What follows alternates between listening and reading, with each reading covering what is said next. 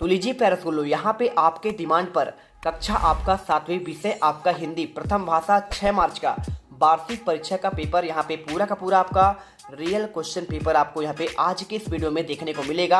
आज आज अभी अभी हाँ। ए रहा नहीं जाता, तड़प ही ऐसी है ना। नहीं, सुके सुके सुके। तो देखिए 60 अंकों का पेपर और आपको इसमें देखिए कुछ निर्देश दिए हैं। ऐसा ही पेपर आपको 6 मार्च को देखने को मिलेगा हूबहू। तो आप फटाफट चलिए इसे जो है यहाँ पे सॉल्व करते हैं। सबसे पहले कुछ आपके निर्देश दिए हैं, यानी आपके बहुविकल्पी क्वेश्चन आएंगे 1 से 5 तक। सही विकल्प का चयन करना है, 1 अंक आपको मिलेंगे। पहला क्वेश्चन आप जो आपको इसमें दिया गया है, ठीक है, थोड़ा सा आपको जो है यहाँ पे मैं जूम आउट कर देता हूँ, ठीक है। बेशुमार शब्द में उपसर्ग है आर, बे, मार या फिर देखिए बेस। तो देखिए आपको उपसर्ग कहाँ लगता है, शब्द के आपके प्रारंभ में, यानी आपको इसमें जो है बे आंसर करेक्ट हो जाएगा। सेकंड देखिए, कर्मावती कहाँ की रानी थी, झांसी की, मेवाड़ की, इंदौर की या फिर आपका ग्वालियर की। आंसर की अगर मैं बात करूँ तो देखिए आपको इसमें जो है ना, देखिए तो आपको इसमें जो है यहाँ पे आपको 4 ऑप्शन दिए हैं, झांसी, मेवाड़, इंदौर और आपका ग्वालियर। तो आपको देखिए राइट आंसर जो आपका जो है कर्मावती कहाँ की थी, मेवाड़ की रानी थी। इसके बाद देखिए कल सरिता समझ में, देखिए यहाँ पे बोला है ना, यहाँ पे गई थी, देखिए तो यहाँ पे आत्मसम्मान, सम्मान, अभिनंदन या फिर देखिए आपका अभिवादन। तो आपको इसमें बताना है यहाँ पे क्या हो जाएगा आंसर। तो आपका इसमें हो जाएगा देखिए यहाँ पे अभिनंदन हो जाएगा, ठीक है। आंसर आपको अभिनंदन करना है। अग्रोहा नगरी में बसने पर परिवार को क्या देना पड़ता था, धन, संपत्ति या फिर देखिए आपको इसमें पत्थर या फिर 1 ईंट और आपका 1 रुपया। तो आपको इसमें देखिए जब आपका अग्रोहा नगरी था वहाँ बसने वाले परिवार को क्या देना पड़ रहा था, तो आपको आंसर इसमें जो है 1 ईंट और आपका 1 रुपया हो जाएगा। झीलों की नगरी कौन सा शहर है, क्या जबलपुर है, भोपाल है, सागर है या फिर देखिए आपका इंदौर है। तो आपका राइट आंसर देखिए आपको इसमें झीलों की नगरी आपका जो हो जाएगा ये आपका हो जाएगा भोपाल, ठीक है। चलिए इसके बाद चलते हैं आपके रिक्स्थान वाले क्वेश्चन पर। तो रिक्स्थान वाले क्वेश्चन में क्या पूछा गया है, देखिए इसमें आपको देखिए कोष्टक में दिया है आरोप, परिवार, ईर्ष्या, पन्ना और आपका साची। इनके लिए भी आपको 1 अंक मिलेंगे। अगर आप चैनल पर पहली बार विजिट कर रहे हैं तो दिल से फटाफट हमारे चैनल को सब्सक्राइब कर लीजिए। और आपको अगर टेलीग्राम ज्वाइन करना है तो इस वीडियो के कमेंट बॉक्स में उसका आपका लिंक दिया है, जाकर जल्दी से ज्वाइन कर लेना है। ये पूरा क्वेश्चन पेपर आपको मैं विद आपका सोल्यूशन लास्ट में प्रोवाइड करा दूंगा, ठीक है। चैनल को सब्सक्राइब करो पहले, हाँ जल्दी करो। मुझे पता है कि आप लोग नहीं करते हो, वीडियो देखते हो लेकिन सब्सक्राइब नहीं करते। ये लाल कलर का बटन नहीं से दबाओ, जल्दी दबाओ, जल्दी दबाओ, फिर मैं शुरू करूँ। दबा दो, जल्दी दबा दिया, घंटी भी दबा देना, ठीक। चलिए इसके बाद देखिए आपको जो इसमें क्या लिखा है, हीरे की खदान के लिए डैश डैश प्रसिद्ध है, क्या है, देखिए आरोप, परिवार, ईर्ष्या, पन्ना। तो आप जानते हैं पन्ना प्रसिद्ध है, तो आपको आंसर इसमें जो है पन्ना कर देना है, ठीक है। ये रहा देखिए पन्ना। इसके बाद दीपू से सभी डैश डैश करते थे, तो अब क्या करते थे, आपका ईर्ष्या करते थे। तो आपको इसमें जो है ईर्ष्या करना है। प्राचीन स्तूपों के लिए डैश डैश विख्यात है, तो देखिए क्या आपका यहाँ पे स्तूपों के लिए सांची विख्यात है, ठीक है। आप आंसर इसमें सांची करेंगे। इसके बाद देखिए इल्जाम शब्द का यहाँ पे अर्थ क्या होता है, तो आपका इसमें आरोप होता है, आंसर हो जाएगा आरोप। इसके बाद चलिए चलते हैं आपके यहाँ पे नेक्स्ट आपके क्वेश्चन पर। यहाँ पे पूछा गया क्वेश्चन में खानदान शब्द का मानक हिंदी क्या है। तो देखिए आप इसमें देखेंगे तो खानदान शब्द का आपका यहाँ पे हो जाएगा परिवार, ठीक है। आंसर आपका एक ही ऑप्शन बचा हुआ है, तो आपको इसमें लिख देना है परिवार। इसके बाद चलिए दिखाते हैं आपको यहाँ पे क्या दिया है। अति लघुत्तरीय क्वेश्चन दिया है 11 से लेकर आपका 16 तक। निर्देश में प्रश्नों के उत्तर 1 या 2 वाक्य में लिखना है।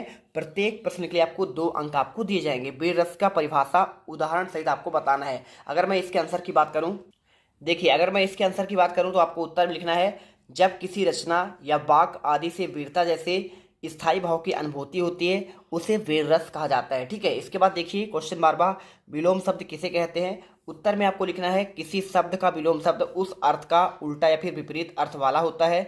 भिन्न अर्थ वाले शब्दों को विपरीत शब्द अथवा विलोम शब्द कहा जाता है। ये आपको उत्तर जो है लिख देना है इसमें, ठीक है। और देखिए अगर आपसे कोई पूछे वीर रस की परिभाषा तो आपको लिख देना है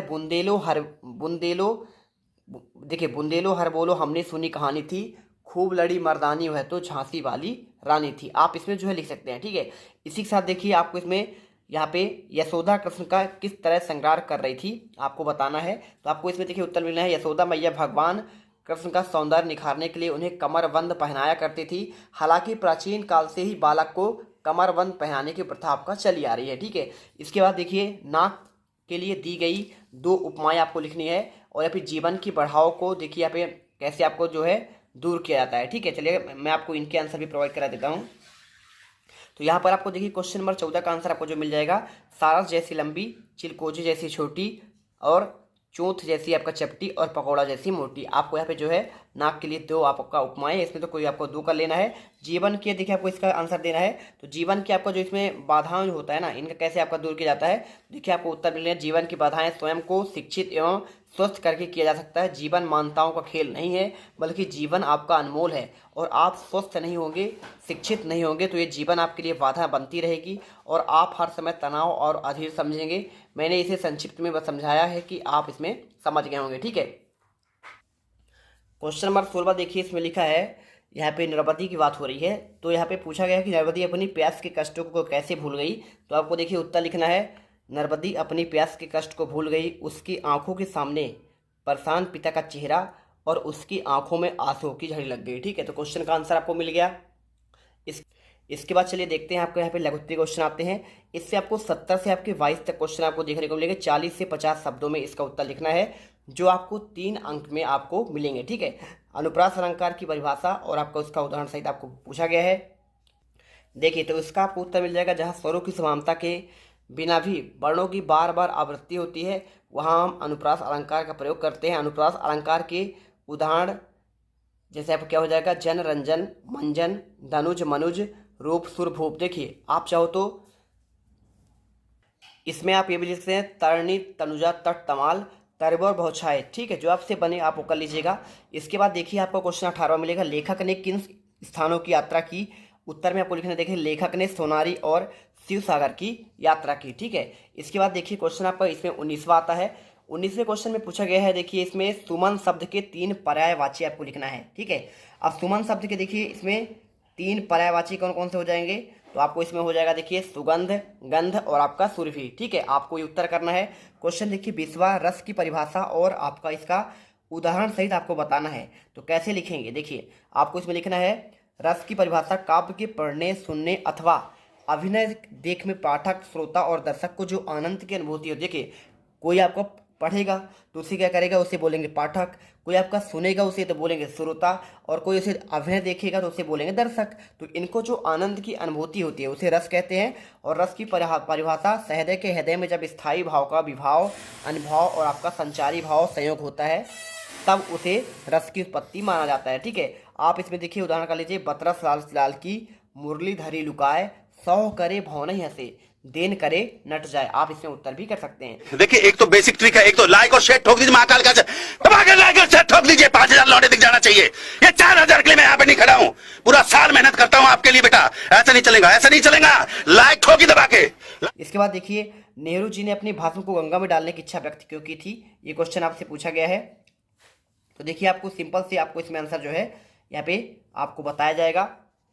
तो देखिए आपको इसमें उत्तर लिख दीजिएगा, नेहरू जी अपने भस्म को खेतों में बिखेरने की इच्छा व्यक्त की क्योंकि नेहरू जी ने अपनी भस्म को खेतों में बिखेरना चाहते थे, वह अपना देश और मिट्टी में ही अंत समय में मिलना चाहते थे। इसके बाद आपका देखिए 22वां, योग के अति सूक्ष्म साधन कौन कौन से, ये क्वेश्चन पूछा गया है। इसमें देखो यहाँ पे उत्तर जो है, योग के अति सूक्ष्म साधनों में निम्नलिखित प्रकार से वर्गीकृत किया जा सकता है, आसन, प्राणायाम, मुद्रा, ध्यान, मनन, समाधि, ज्ञान, भक्ति, योग साधना। योग के शारीरिक अतिसूक्ष्म साधनों का उद्देश्य शरीर के स्वस्थ और सुगठित बनाना। ये साधन शरीर के विभिन्न अंगों और ऊतकों को जागृत करके सक्रिय करते हैं। ठीक है, तो आपको उत्तर कर लेना है। इसके बाद देखिए आपको दीर्घोत्तरीय क्वेश्चन 23 से आपको 26 तक करना है। 75 से आपको 120 शब्दों में लिखना है, 5 अंक आपको इसमें मिलेंगे। ठीक है, किसी एक महापुरुष के बारे में आपको 10 वाक्य लिखने हैं, जवाहरलाल नेहरू, डॉक्टर अंबेडकर या फिर महात्मा गांधी के बारे में। ठीक है, तो चलिए आपको मैं इसके आंसर भी आपको प्रोवाइड करा देता हूँ। तो यहाँ पे देखिए आपको महात्मा गांधी के बारे में आपको मैं 5 वाक्य लिखाता हूँ। महात्मा गांधी का जन्म 2 अक्टूबर को गुजरात के पोरबंदर के एक मध्यम परिवार में हुआ था और उनके पिता करमचंद गांधी गुजरात के पोरबंदर शहर के दीवान थे। ठीक है, इसके अलावा देखिए आपको लिखना है, उनकी शादी मई में कस्तूरबा मखांगी कपाड़िया नामक महिला से हुई थी।